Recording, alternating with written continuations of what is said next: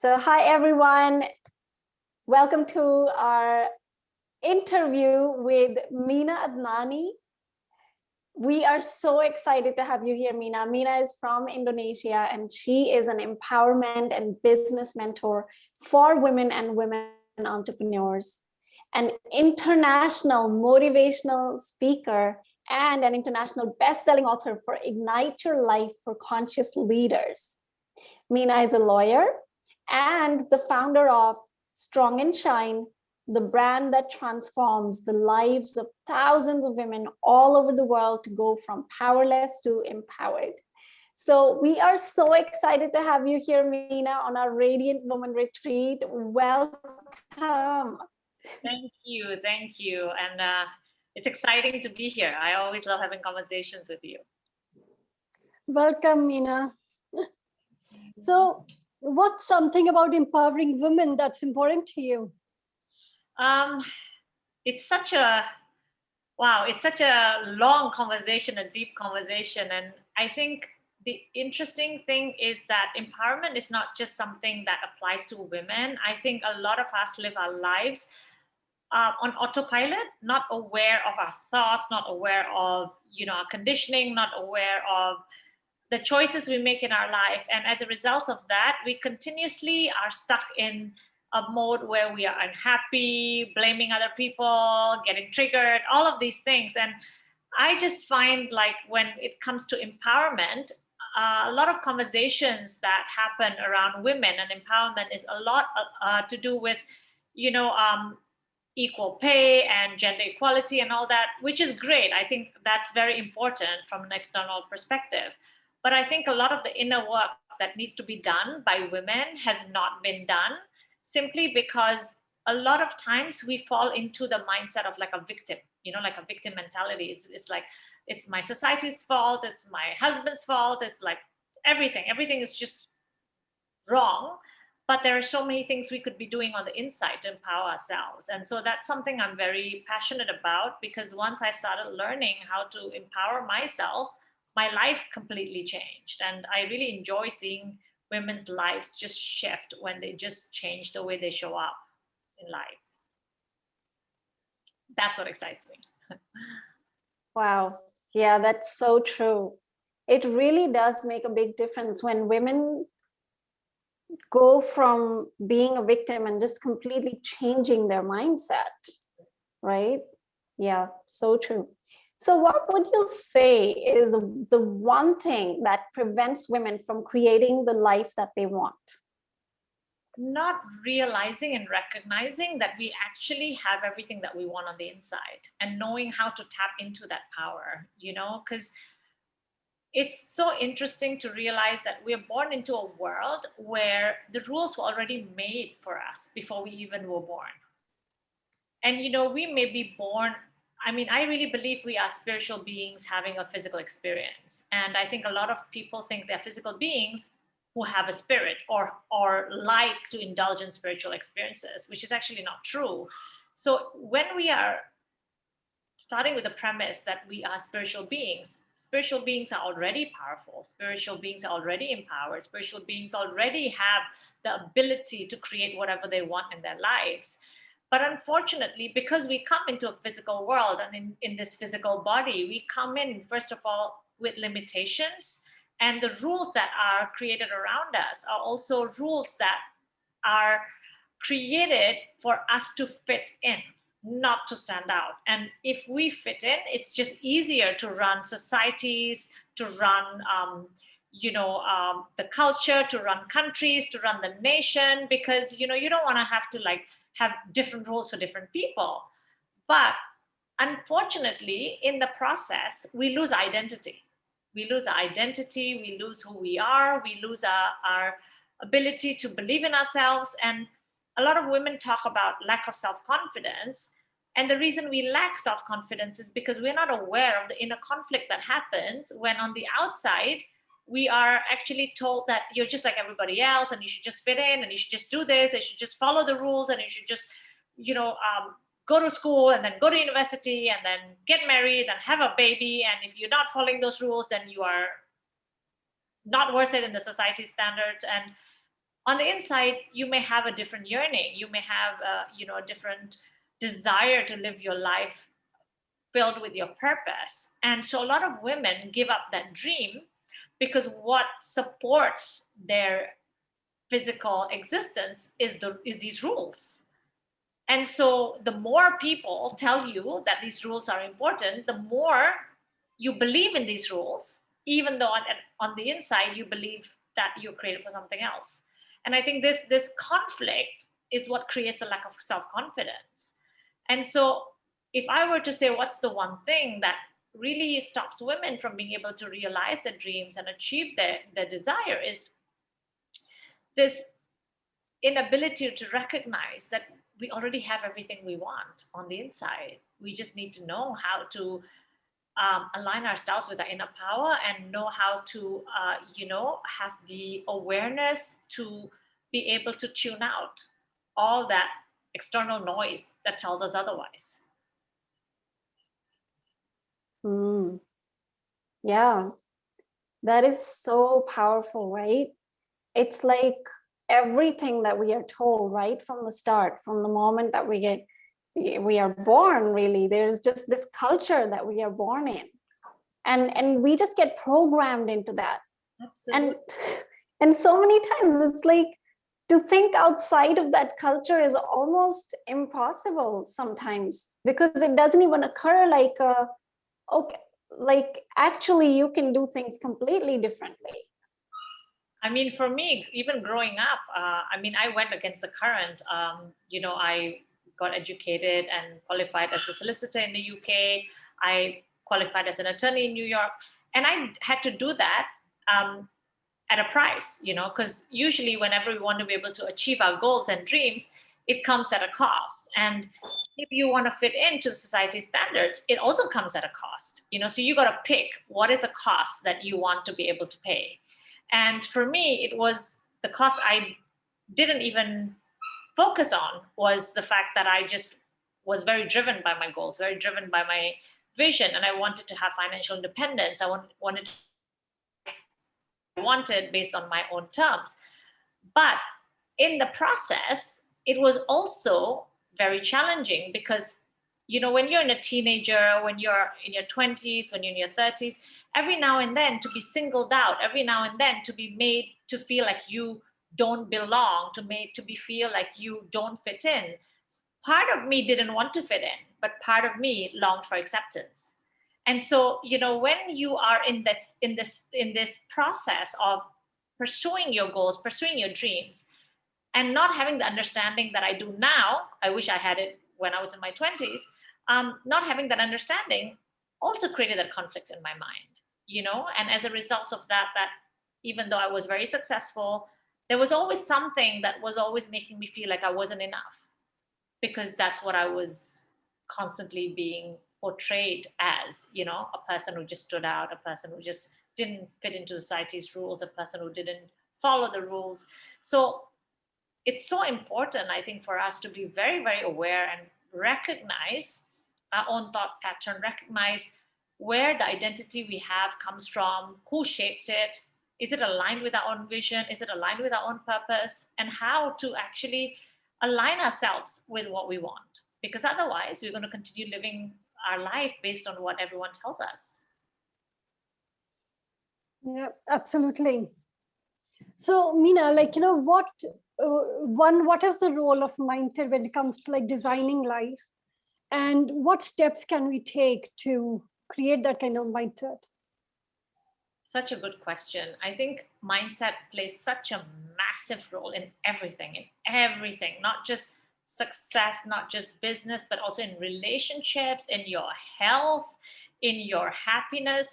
Mindset is like everything, because, our ability to succeed, and I'm going to use success in a way which is not necessarily business or financial success. I mean, success, even if it's like to achieve our health goals or weight loss, whatever the case may be, our ability to be able to achieve whatever it is that we put our mind to has to do with our mindset, because a lot of times, if I use weight loss as an example, a lot of people who want to lose weight, who expect to lose 10 kilos, 20 kilos, 30 kilos, for example, these women know what to do. It's not that they don't. And even if they wanted to, let's say they didn't know what to do, all they had to do was just Google, and at their fingertips, they would have everything. They'd have all the information from their eyes. But what is it that's preventing them from being able to achieve those goals? It's not the strategy, because clearly there are many strategies out there. What prevents us is our mindset, our ability to be able to think differently, our ability to be able to align the thoughts that we have and the desires that we have hand in hand. Because many times we say, I want to see myself having lost that 20 kilos, but I also don't want to give up my chocolates. I want to be able to do this, but I also don't want to be able to do this. And I think that inability to recognize that, our actions lead to our own consequences. And where do these actions come from? It all comes from the way we think, and it's our mindset. I run a program. I run a 6-week program called the Empowered Women Academy. And in my program, I teach women to go from powerless to empowered, which is, teaching them to create self-identity, have self-confidence, and consciously create their life. And the interesting thing is, the women who've done my program, not only have they had massive shifts in their life, and I will be happy to share some examples, but as I ran this program again and again, the women who graduated from my program longed for more. They wanted more, because how do you change the way you are or change your mindset in 6 weeks, even though you can have massive shift? How do you change the programming that has occurred for like 30 years, 40 years, And so that got me thinking, and that made me realize that, there is so much more that I think I could be doing with them.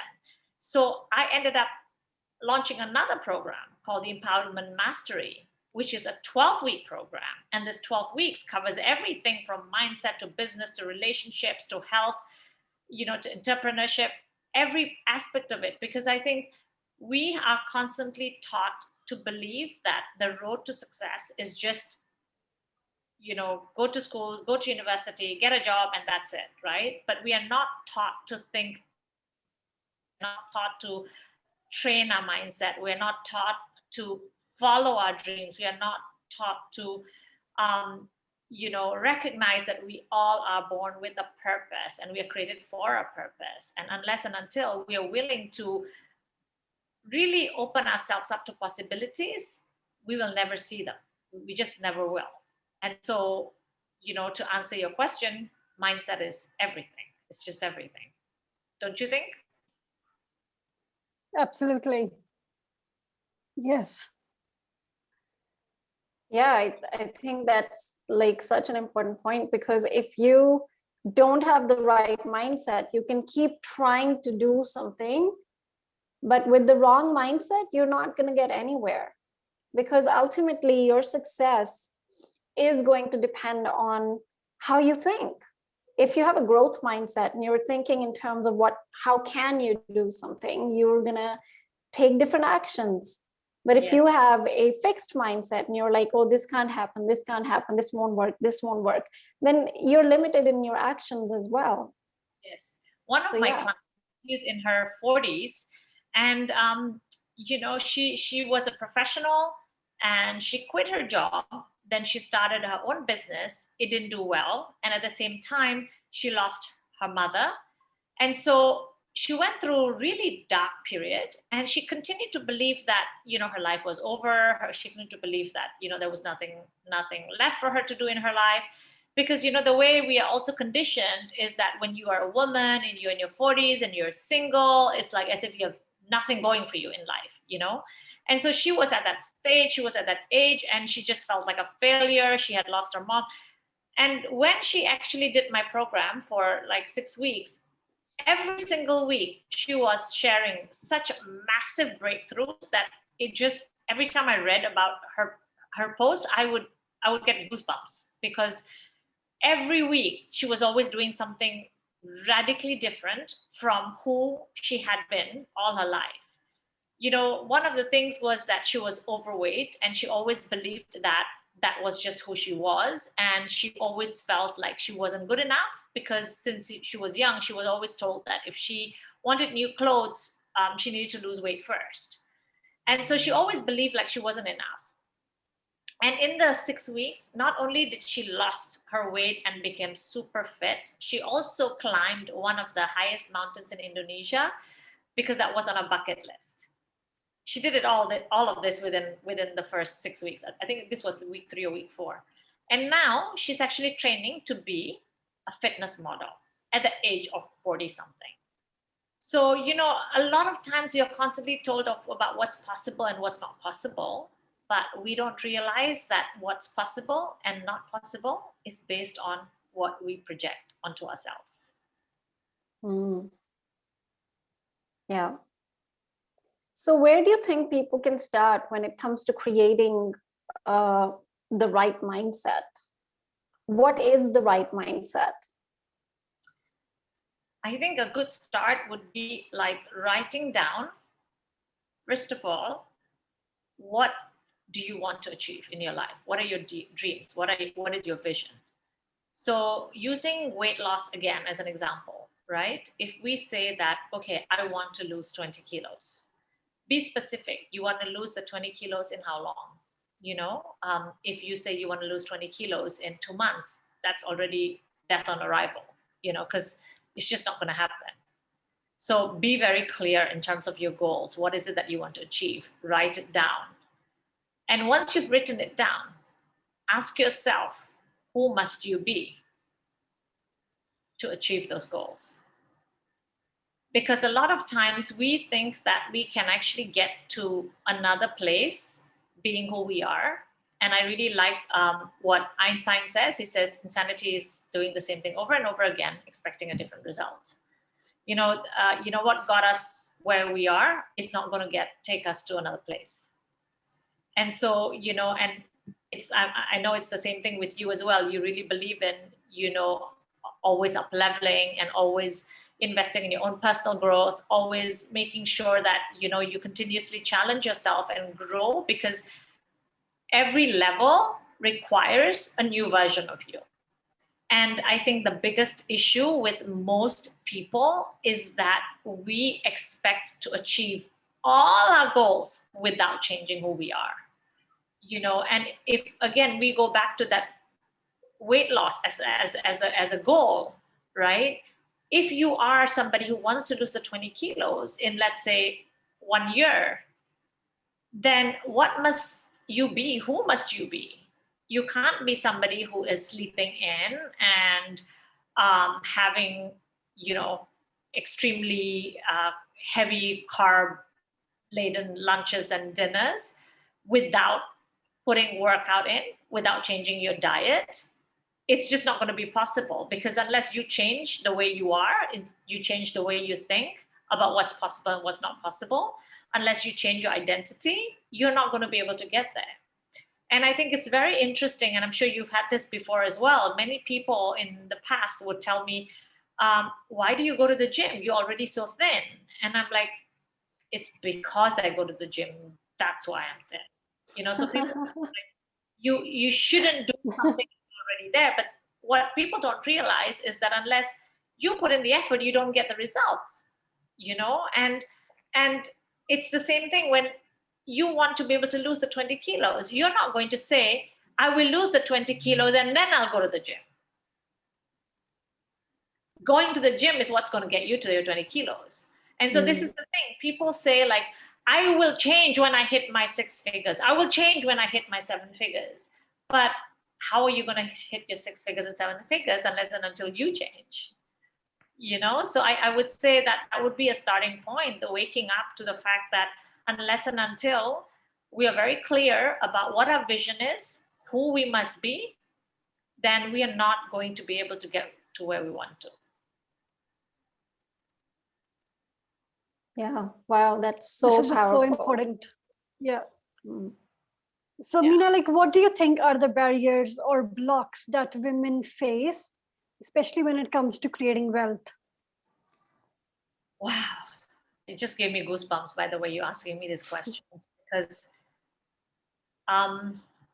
I have, part of me has compassion for women who are not willing to change the mindset that they are able to do it. And part of me gets so frustrated that I want to shake them up, and wake them up, because a lot of times they wait for other people to give them the opportunity. They wait for other people to empower them.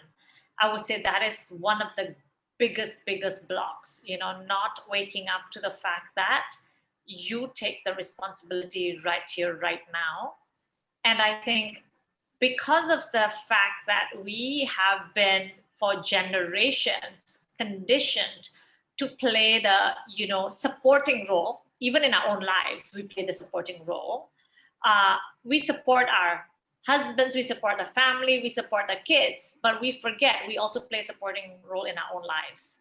And we blame other people. And when we are used to having the victim mentality, we never ever sit and ask ourselves, how do I take responsibility for accepting this kind of treatment? How do I take responsibility for not making an effort? How do I take responsibility for other things? Because a lot of times, I mean, I'll give you another example, right? This is more like a relationship. One of the girls who did my program, she was teaching from home when the lockdown started. And she used to get so frustrated that while she was teaching her students, her husband would message her all the time and say, could you please ask the helper to make this? Could you please ask the helper to do this? She would get so upset, and she would say, like, he's not treating me, he's not taking me seriously, he's not taking my career seriously. She'd always get upset about that. And every time she got upset about that, I'd ask her a question. I'd be like, so why are you checking your messages? If you think that your career is important and you're teaching your students, why are you checking the messages in between? And she was like, oh yeah, but it's when they're in the breakout room or this. I'm like, if you are allowing someone to treat you like this again and again, you act on his instructions, and every single time you get frustrated, guess what?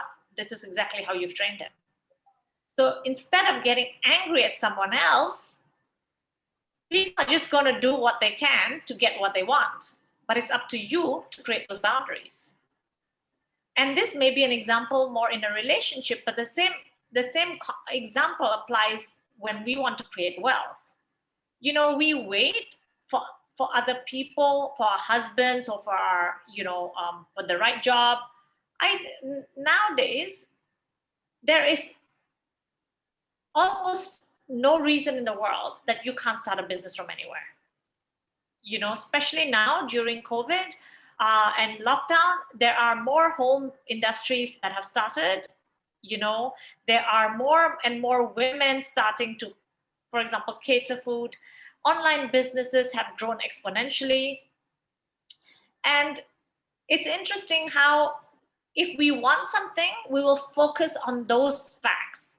But if we don't want it, we'll focus on something else. So if you tell people about this, they'll be like, no, you don't understand. Financially, things are not so good. People are losing jobs. Businesses are not doing well. So literally, we just look for evidence that supports our mindset. And unless and until we are willing to take that responsibility and look for the opportunities, we will always see barriers everywhere. So I would say that is the biggest issue, not taking responsibility for the fact that you are able to do a lot more than you lead yourself to believe. That's so true. And why do you think that it is that women have such a hard time taking responsibility, especially when it comes around money? We've switched off our brains, and I'm not blaming women for doing that. I'm saying it's a combination of reasons. Like I was saying earlier, we're born into a world where the rules are already made. And first of all, you have rules that are made for 7.5 billion people, and then you have rules made in every country, then you have rules made in every city, then you have rules made in every community. Like, there's so many rules, and unfortunately some of these rules conflict as well, you know. So for example, right, you and I, we studied in the West. We studied in, you know, you studied in New Zealand, I studied in the UK, where, you know, as a teenager or somebody in your 20s, you already consider an adult, right? You're an adult, you can make decisions and all that. But based on our community, we are girls. We should just obey our parents. And so can you imagine, even without talking about looking on the inside, even on the outside, there's such a massive conflict there. This is why kids who leave home and they go overseas, they go into this like confusion, because up until yesterday, I was a kid, and today they're home. They've never made decisions about what to eat for lunch, breakfast, and dinner, right? They've never needed to make the decision. And suddenly, the next day, literally the next day, they have to decide on bigger things, you know, whether or not I should take drugs if my friends are offering it to me. I mean, that's a big decision, you know, and the thing is, we haven't been equipped. We haven't been equipped. We haven't been taught, because again, it supports the system. It supports the community. It supports the beliefs. And so I think the reason we have such a hard time taking responsibility is because we were so busy following rules that we never actually questioned the rules. And when we did, we are told not to question it. Mm. You know, and I think it's just so interesting. I want to give you like a metaphor, and I think it's such a great story that really shows you how we are conditioned. You know, a baby elephant that is part of a circus, right? How does the circus owner make sure that the baby elephant doesn't escape? What they do is that they tie one of the legs of the elephant and with a chain, and then they actually tie the chain on a pole. And so the baby tries to escape a few times, but it can't, because, you know, it doesn't have the strength to break that chain. So it tries a few times and it's not able to do it. But then the baby elephant grows up. It becomes, you know, 10,000 feet, and it becomes 10,000 pounds. It never tries to escape. It never tries to escape. In fact, for that elephant to break that chain is as easy as you breaking a toothpick. And yet it will never try to escape, because it's conditioned to believe that it can't. Mm. And so part of it is our conditioning, you know, that we are not supposed to do this, not supposed to do, don't question this, don't wear this, don't talk like that, everything, you know. So a good girl follows the rules. And of course, you don't want to be a bad girl, because if you are, you stand out, and then you have this lack of acceptance. And so slowly, we just deaden our senses. We deaden our belief in our purpose, in our uniqueness. We dim our light. And then we get stuck in this vicious cycle of constantly being worried, looking in the past and regretting, looking into the future and being scared, you know. And most women who I speak to, most women who I hear from, the common words in their vocabulary is I'm stressed that, I'm worried that. It's constantly that, because again, it's conditioned, you know. So it really requires a new level of a wake-up call, literally, because unless and until we are willing to do that, nothing in our life is going to change. Mm. Yeah, this actually reminded me of this conversation I had quite a few years back in New Zealand when I was teaching in preschool. And this woman had been doing really in-depth research around fairy tales. And she said that we are actually, going through this whole process where we do not want to have fairy tales in our daycares. Why? Because most of fairy tales are actually programming you.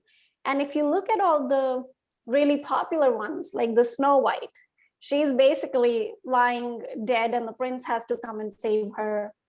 Then there is the Sleeping Beauty, the same story. She's basically just lying there, just, not able to do anything, completely, can't do anything basically. And the prince has to come and save her. And then Cinderella is the same thing. She's again completely helpless.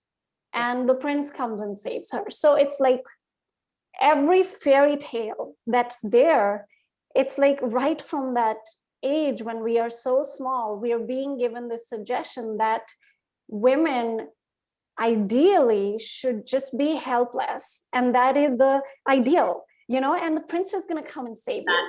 And the witch that actually takes action and takes responsibility or does something, like if she's angry or she does something, she is considered to be the bad witch, like she is made into the villain. So of course you don't want to do that. You don't want to shake the norms. You don't want to actually ruffle the feathers. Just like be a good girl and be kind of, helpless. The more helpless, the better. And helpless is supposed to be such a beautiful feminine trait, and it's the furthest away from the truth. It's not even anywhere close to it, and it's so interesting because that has impacted women, not just Indians, that has impacted women all over the world. And that has impacted women not just in their own health or happiness or family life, that's impacted women in business. It's impacted women in business, one of my clients who I'm working with not right now, I like to always ask them questions about, so what made you decide to take this action? Why did you decide to work with me and stuff? Because I ran a free program. And in my free program, one of the things I mentioned was, no one is coming to save you. No one. You have to take responsibility to create something in your life. And she has a full-time job and she's been wanting to work on a business and she had not been moving the needle at all. She had been making all these excuses in her head. But after she joined my program, she just suddenly something shifted in her. And I asked her, what was that? And she said, when you said that nobody was coming to save me. And she said, I just wasn't aware of what is it that I was waiting for. Because again, the conditioning is so deep rooted that you're not even aware of it. And I always talk about subconscious programming and beliefs as like the glass it's the lens in your glasses. You can't see the clear lens, but it is through these lenses that you are seeing the world. And so we look at our world through those lenses, completely unaware of how it is actually limiting us or leading us to believe in something which is really not the truth, but it is actually encouraging us to constantly dim our light. Yeah. Yes. Absolutely. I actually remember Deep and I, we went to watch this movie, the Harley Quinn movie that they just released recently. We went to watch it and that last scene was so powerful because she goes through all this and, there are like people after her and there's all this happening and she had broken up with Joker. And then that last scene, it was like that moment. And Deep and I were like both sitting there thinking, oh, the Joker's going to come now. And then she just takes, she just goes ahead, does the thing and just saves the day, and it was like, I was literally taken aback that I feel like a lot of times that I am quite aware of that programming and I push myself through it and against it. But that moment, even for me, was like, Joker's gonna come now and he's gonna save her. Like, this is the worst of the worst. Nothing worse can be happening right now. So he is gonna come and save her. But it was like, no, Yes. She has to do it herself. Yes. The programming is like, I always say, it's like, you know, it's like an onion, right? There are layers and layers and layers and layers. And once you might think like, oh my God, I just freed myself from this program. Like, oh, wow, why did I think this a certain way? And okay, now I think I have the power to do this. And then before you know it, suddenly there's something else that's going back and you weren't even aware of what it was, you know? So it's, I always say this, like 30 years, 40 years of conditioning, it's not going to change overnight. So working on yourself is a lifelong process. Yeah, absolutely. And so, Meena, what about like women that want to get started and they are new at this and they're just like putting themselves out there? So is there like an age limit to when they can get started, or is it like, something they have to like look at before jumping into their own like personal development or the business, whatever's important to them? Yeah, I think the first thing is really having a growth mindset, because nothing in your life is going to change unless and until you are willing to change. So having a growth mindset is the first. I always say that, you know, you're not a piece of furniture. If you don't like something, change. You know, because you can and you have the ability to change. And again, the unfortunate thing is we expect everyone else around us to change. We expect the situation to change, but we will not change. And we will only change when they change. But we don't realize when we change, everything changes. You know, so it's that mindset of really being open and invested in your own growth. And when I talk about invested, it's not just investing in working with someone, it's also a time investment. It's also an effort investment. It's the willingness to really stretch yourself. You know, when I first launched my program, it was a beta program. It was like, I took about 10 women and it was free. And I took them through the program.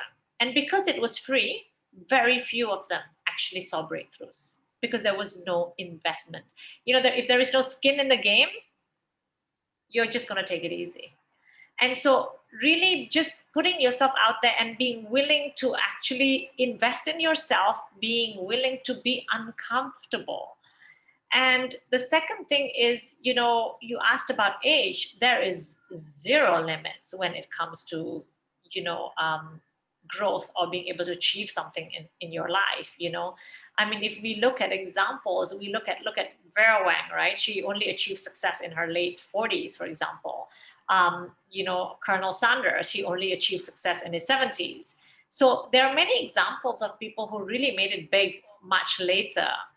And there are also some models, I can't remember their names, but there are some models who became like yoga instructors. There are some models who are still modeling at the age of 70, 80, who started out in their 40s and 50s. You know, so really knowing that you only have two choices in life, you know, either stay where you are and be stuck, or make the choice to evolve and grow. Because when you take that responsibility and make the choice to evolve and grow, it changes everything. It changes everything. It changes your life. It changes your relationships. It's just so amazing.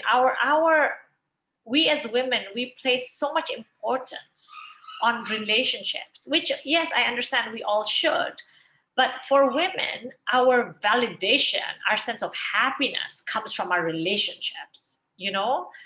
People need to tell us we look good. Our husbands need to tell us that we did a great job with the food. The kids need to appreciate you. You know, your mother-in-law needs to tell you what an amazing daughter-in-law you are. Like, you're constantly needing the validation. And our relationships for us makes so much difference that if we don't get what we want in the relationship, it ruins our mood. You know, it ruins our day. We are unhappy.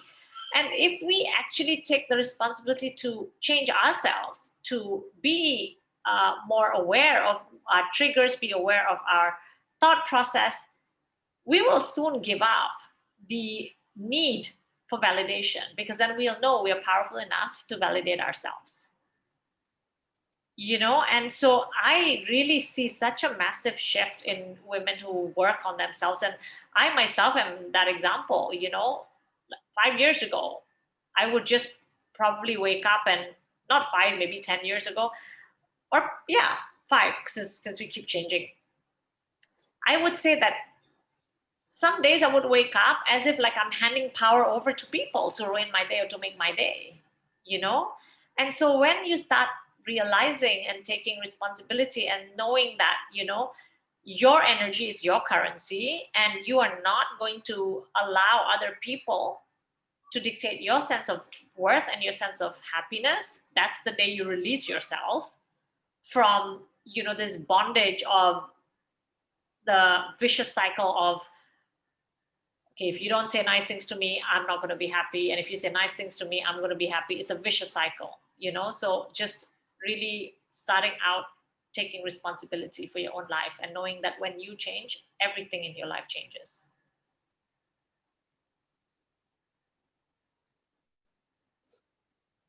That is such a powerful conversation. So powerful. Yeah, it's very interesting. I think we could be talking about this for forever. Yes. Only because there are so many things that are not taught in school. We're not taught about this in school. We're not taught, for example, even things like maths. We're taught math. We're taught geometry. We're taught algebra.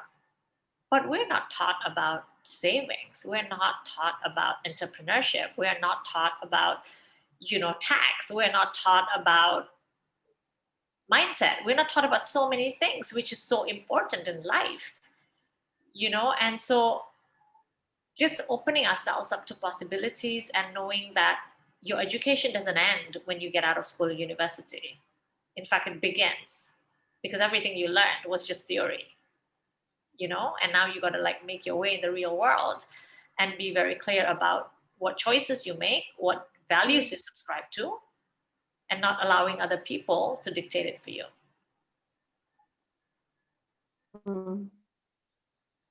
Amazing. So what are some last words of advice that you would leave our viewers with?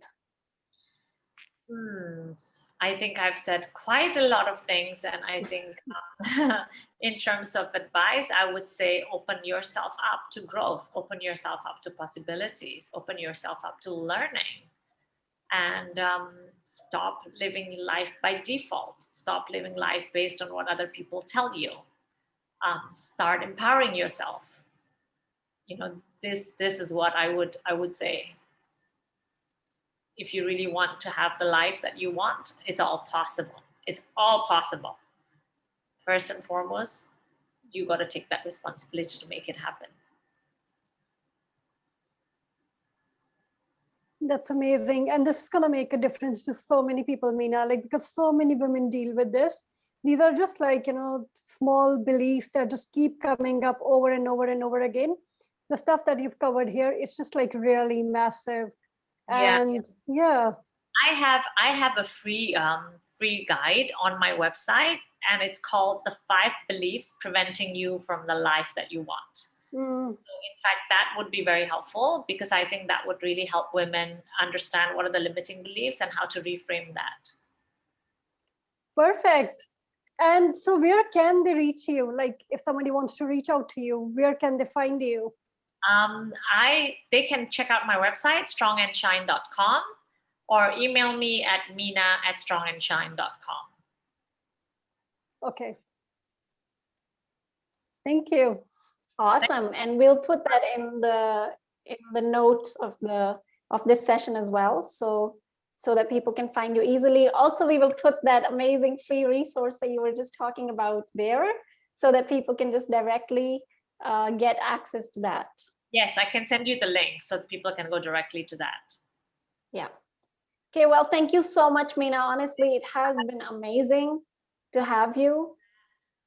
It's really I feel like everything that you've created here, everything that you've talked about has so much value. And I feel like anyone that's going to listen to this interview is really going to get something out of it, something they can walk away with and empower themselves with. Yes, So something thank you. on their mind, hopefully. All right. Thank you so much. And I will see you girls soon. See you.